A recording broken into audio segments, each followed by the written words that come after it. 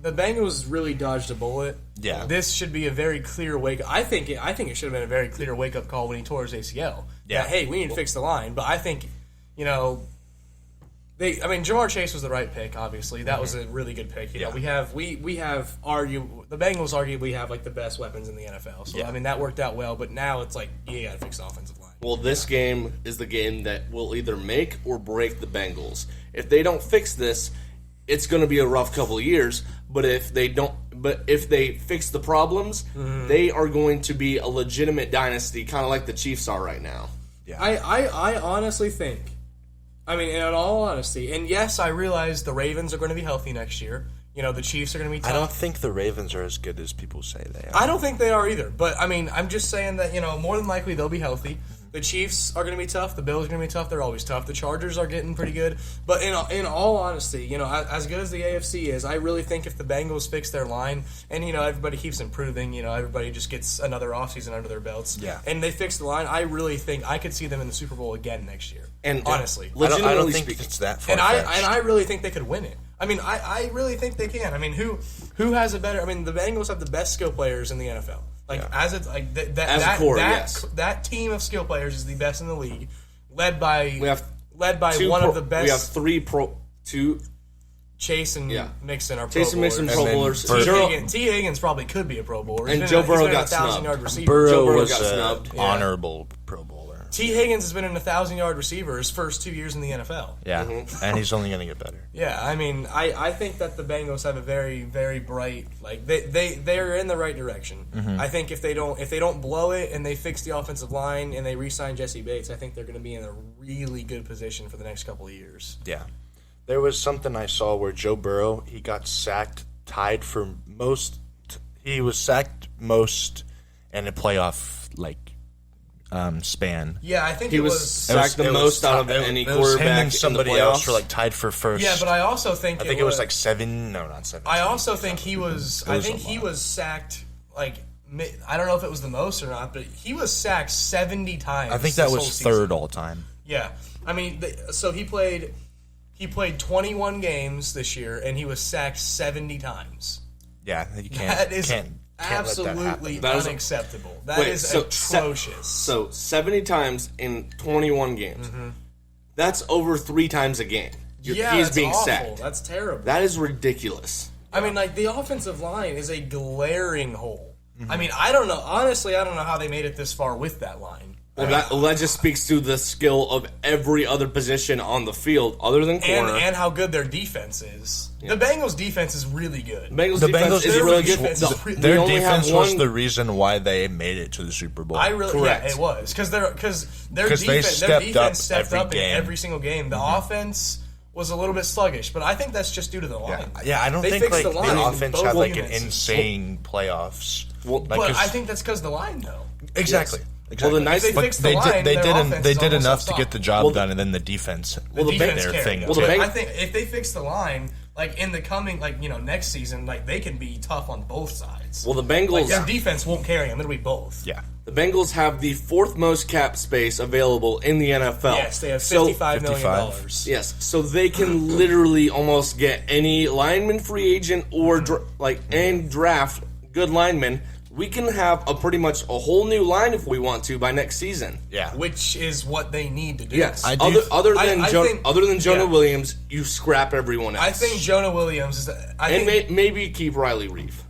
Riley Reef's 33, man. I would. If you can sign him on the low just for depth purposes, that's not bad. Yeah, if they can sign him on a very because I would rather him be my second tackle than Isaiah Prince be my second. No, for sure. Well, but Riley Reef was injured, correct? Yes. Yeah, I think that the Bengals need to target Teron Armstead. If they get him, I think the only problem with that though is if they get him, they would have to move Jonah Williams to right tackle. That wouldn't be. That would not be an issue. Well, I don't think it'd be an issue, but I know they've said in the past that they like him at left. If you watch his film, he is a ridiculously good left tackle.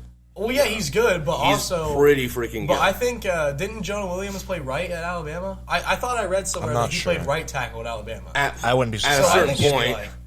I think at a certain point he And did. the thing is that if you bring in Teron Armstead, he's literally a Hall of Fame left tackle, like probably one of the better left tackles to play in the NFL. If you sign him, you're not going to move him to right. Yeah, you're going to let him play left tackle. He's a Hall of Famer. Yeah. And I think that Brandon, I don't know how to say his last name, but Scherf, yeah, from Washington, we need to bring him. Yeah, in. that's who I want. He would massively help our interior line. I think we have the money to sign both of them. Yeah. And if we do, have that to, right there would be. I mean, that would be a big. It depends how. So the 55 It million. depends how much the 55 million is a bit can get skewed because that is without re-signing Jesse Bates. So Jesse Bates will knock off probably 10 to 15, 10 to 15 off of that. But even with that, we But still, have like far 40 more cap space than Yeah. most teams. And also, if he takes 15 a year, then 40 million, that you can still get a solid line out of that. you can get a good line with that. Yeah, I I mean, mean, you can sign can probably get- Scherf, a right tackle, and then draft some sort of interior. Well, I mean, maybe if they re-sign Bates, I think re-signing Bates is a must. They have to do re-sign that. Jesse He's Bates. their So I best think defensive you player. knock off that 15 million or whatever, you have to have him. Well, and but like with that remaining money, you can sign the Brandon Scherf or whatever, that guard, because our interior line is probably our weakest point of the line. Yeah, I mean, it's our all pretty interior bad. line sucks. So like if Our we interior sign and our left tackle, every position, but left tackle. every position but left tackle is the weakness of the team. Yeah. But I wouldn't mind the Bengals spending every single pick except the second round pick on linemen, because that is a glaring error. not that- And you put I the would second be totally okay. and the with that. second think round that- pick, you do a corner. That's what I just said. to put that's either going to put pressure on Eli Apple to where he'll shut up off the field and get better, or that guy will replace Eli Apple and that solves the problem. Now And Eli, if you cut Eli Apple, that saves some cap space. I don't think we are you cut going him. to He's a solid corner. I think it was Trey Waynes. I've heard that. Oh, Trey Waynes, That yeah, they cut Trey Waynes. that they want to cut because he's a. He's the guy that ran out there in slides, right? No, that was Hargraves. Oh, they should cut him. That dude's. I getting cut. think he's a free agent. I don't think he's coming back. Yeah, But there's no- I think you Trey know, Waynes. okay, I think but- if you cut him, I think that saves a couple million, which would be good. Yeah. Can we talk about that guy running onto the field for a second? Yeah. Vernon Hargraves? What the heck was he thinking? He was in slides. Yeah, running he onto wasn't the field. even he wasn't was even dumb. playing, and he just ran on. I mean, that was cost him dumb. 15 yards, That which was really dumb. I mean, I was listening to somebody that 15 yards put them because they were backed up a little bit on their own. Like I think they were at like the 10 or something, Yeah. and with the 15 they were at the 25. So their playbook opened a lot more, and then they ended up scoring on that drive. So I mean, I'm not saying that if that guy doesn't run out, then it changes things, but it makes it a little bit harder. Dumb. It was just stupid. It was yeah, just dumb by him. You don't want somebody that dumb in your locker room. That's all I'm saying. No.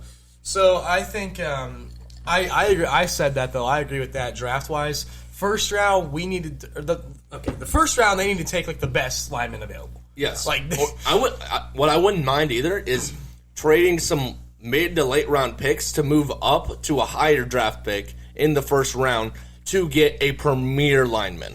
Well, the Bengals have 9 picks in this year's draft. Correct. So They I could think trade- that's not a bad idea. Correct. They could trade some of them, like, I think we have maybe like 2 5th round picks or something. I think we have 2 7ths and probably 2 5ths. I think we have. If you make a package for those and they move up a couple of our places, first round like, and like 2 5ths or something Yeah. for a higher first round, I would not mind that at all if we're getting a premier lineman. well, and like even if they like package that and just move up a couple of picks. Because, I mean, obviously, they're not going to move into the top 5 and get Evan Neal. But, like, just move up a couple of picks so that they can get that Linderbaum out of Iowa. Like a 20. Because Linderbaum won't fall to 31, I doubt. No. But if they can He's just... like if 20. they can move up just a couple of picks, like maybe I'm 25 20. or something, maybe 25 around to there, 20, they'd probably be able to get him. I think. Exactly.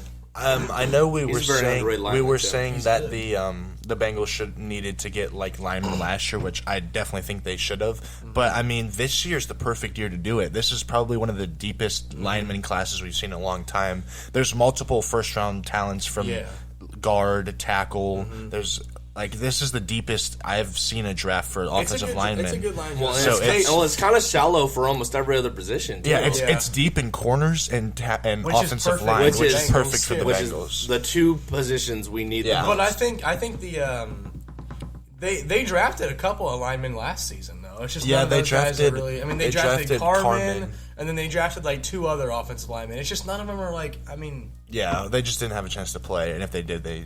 They would just be another Isaiah Prince. I mean, I know they're rookies, but like, I don't know, man. I'm to the point now where it's like they've got guys that are proven. They've got to get guys in here that are gonna like. Well, I think they need to sign free agents that are proven and will protect immediately. But like, they need to hit on the drafts. Like, they need to hit on the draft picks they're using on linemen because once these free agents are gone, they got to have guys they drafted come in and that can still get the job. We've hit on almost every single position we have drafted except the offensive line. Like, even I thought it was a stretch for us drafting Logan Wilson, and he panned out very well, very well. Yeah, I'm excited to see that Joseph Osai or however you say his name from Texas.